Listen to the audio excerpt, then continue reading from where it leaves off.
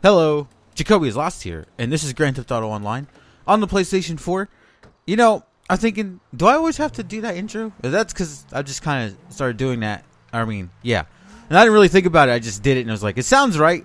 And do I have to introduce every game? I don't think so. But you know what? I'm just gonna stick to it for now.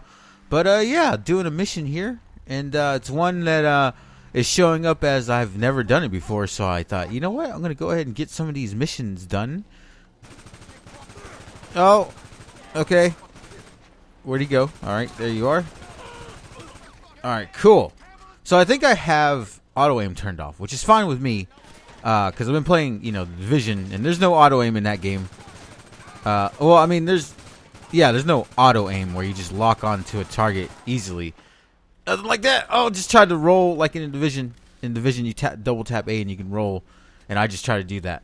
But anyway... So, yesterday, in the previous video, which you can see in the upper left-hand corner of your screen right now if you didn't watch that video, you can go check that video out if you want. You don't have to, but you can. There it is. There's a link to it right there. But, yeah, so yesterday I was talking about how, I asked the question of, can you, whenever you are able to make a character, do you make a silly character, one that is probably fucked up looking, or do you make more... characters that are cool and I guess pretty in a certain light, because I myself find it very tough to make a silly looking character for comedic purposes and stick to playing that character. I usually do it roughly for just maybe a minute or two to look at it and laugh for a bit, but overall I can't take it serious and enjoy the game with a character that is meant to just be funny looking or really fucked up looking, however you want to phrase that. But, yeah, so that's what I talked about in the previous video. I'm not going to talk about that, I'm not going to go over it again because I already talked about it. But, what I wanted to talk about now is, oh, Jesus. Oh, no. In video games. So, I mean, obviously, this is a gaming channel, I talk about video games and throw in an occasional story from my personal life about video games. So, the reason why I bring that up is, in some games, obviously, you're given a choice to decide the fate of the storyline or of a particular character. And depending on the choice, it could be a really good thing, as in somebody could see it as good. And then the other choice could be bad. And the bad choice could, be inherently, really, really bad, I guess you could say. And my question is... Well, not question. I just want to talk about it a little bit. Is that I myself have a hard time being okay with being really mean or bad towards a character. What the fuck? That one guy is getting fucked up. He is screaming. But anyway, yeah. So I find it really tough to go along with bad choices in games. For instance, they may give you a choice to kill a character. And the character, if you kill it, then that's it for the character. The character is done. No moving on for that character. And you decide the fate of that character. I need to get out of here. My aim is terrible right now. Absolutely, absolutely terrible.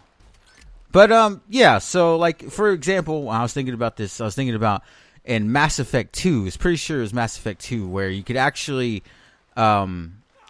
be Paragon or Renegade, which is good or evil, respectively. And I found it extremely tough to play a Renegade character or a character that is bad. And I wanted to, and in my head I'm like, yeah, I'm going to play the bad character when this game comes out. And then whenever it came down to it, when you're given the choices... I remember one of them is you're in an interview at the Citadel. I think it's at the Citadel. And while you're being interviewed, you have a choice to do a Renegade option. And the Renegade option is actually you punching the shit out of the person who's interviewing you. And whenever that happened, because I wasn't expecting you to just straight up deck them.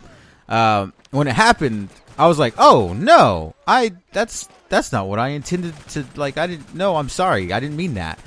And for whatever reason, I can't, I find it rough, or not rough, I find it tough, I should say, to be so mean to NPCs. And that's not to, But there's also another side of it where in GTA I can easily run over, NPCs and then shoot them up and get 5 stars. Okay, I'm dead. Nice. Awesome. And get 5 stars and just cause mayhem and chaos and be okay with it. But whenever you put consequence behind your choice, whenever there's weight to what you decided to pick, then it becomes tough for me. And I think that's interesting that video games can do that whenever you're given choice. But, some may find it hard to be inherently bad, and some may find it extremely easy to be the bad character. And that's my question to you. Which do you side with? Are you able to easily play the bad character, or do you enjoy playing a good character? You can't play bad characters.